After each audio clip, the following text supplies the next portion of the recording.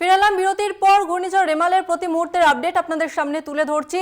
ইতিমধ্যে বঙ্গোপসাগরে তৈরি হয়ে গেছে ঘূর্ণিঝড় রেমাল এবং আবহাওয়া অফিস যেটা জানাচ্ছে এবং রবিবার রাতেই কিন্তু এই ঘূর্ণিঝড় পশ্চিমবঙ্গের উপকূলে এবং বাংলাদেশে তা আছড়ে পড়ার সম্ভাবনা রয়েছে। আর এই মুহূর্তে ঘূর্ণিঝড়ের অবস্থান কোথায়, কি অবস্থায় রয়েছে রেমাল, তার আপডেট জানবো। আমাদের সঙ্গে রয়েছে আমাদের প্রতিনিধি শাশ্বতী রায় আমাদের সঙ্গে রয়েছে। শাশ্বতী, তুমি যেখানে আছো তার চিত্রটা একটু তুলে ধরো এবং ঘূর্ণিঝড় রেমালের কি প্রভাব পড়েছে সেখানে।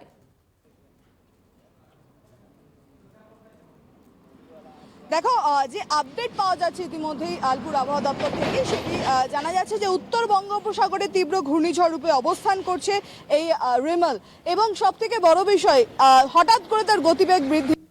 সকাল পর্যন্ত সেটি ঘূর্ণিঝড়ে অবস্থান করছিল, সেখান থেকে তীব্র ঘূর্ণিঝড়ে রূপান্তরিত হয়েছে এবং ইতিমধ্যেই সমুদ্রে তার গতিবেগ 105 কিলোমিটার প্রতি ঘন্টা, যা বাংলাদেশের মোংলাতে ল্যান্ডফল হওয়ার সম্ভাবনা রয়েছে রবিবার রাত পর্যন্ত। এবং সবথেকে বড় বিষয় যে এই যে ঘূর্ণিঝড় রিমাল, তার প্রভাব পড়তে চলেছে পশ্চিমবাংলার ওপরও, কারণ যে অবস্থান ছিল উত্তর অভিমুখে এই রিমালের যে অবস্থান ছিল, তাতে করে সাগরদ্বীপ এবং খেপুপাড়ার মধ্যবর্তী অংশ দিয়ে এর যাওয়ার অবস্থান ছিল, সেই অবস্থান থেকে কিছুটা হলেও দক্ষিণ পশ্চিমে সরেছে এই ঘূর্ণিঝড় রেমাল।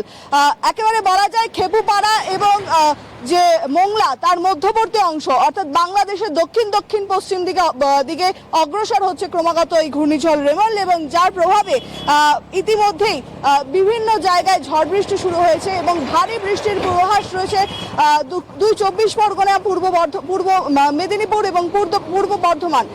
এছাড়াও কলকাতা, হাওড়া, হুগলি, ঝাড়গ্রাম সহ একাধিক জেলাতে ভারী বৃষ্টির পূর্বাভাস দিচ্ছে আলিপুর আবহাওয়া দপ্তর।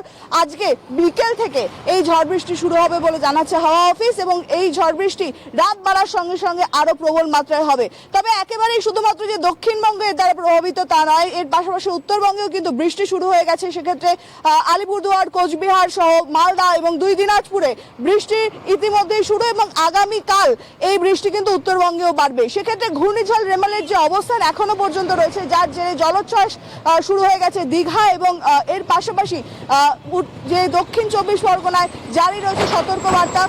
প্রবল পরিমাণে ঝোড়ো হাওয়া, এই ঝোড়ো হাওয়ার গতিবেগ প্রায় 100 থেকে 120 কিলোমিটার বেগে হতে পারে বলে জানাচ্ছে আলিপুর আবহাওয়া দপ্তর।